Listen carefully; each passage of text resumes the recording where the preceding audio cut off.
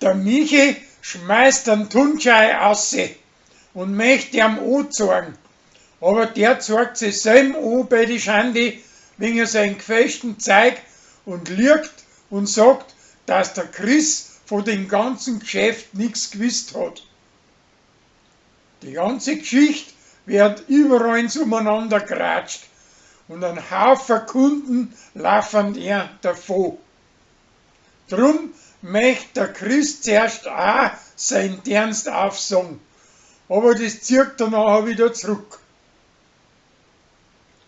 Der Severin mag keine Oliven nicht, aber weil in einer Illustrierten drinnen steht, dass zwei nicht zusammenpassend, bald alle zwei kein Ming, tut Kathi so, wie wenn sie es Ming tat.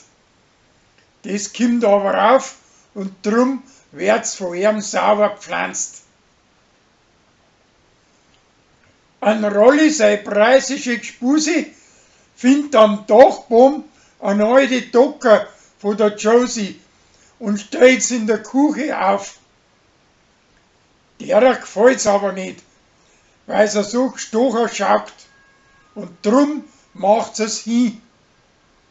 Die anderen kaufen ihr aber drauf gleich 3 Sechene, weil sie nicht wissen, dass es hingemacht hat und dass ihr nicht gefällt.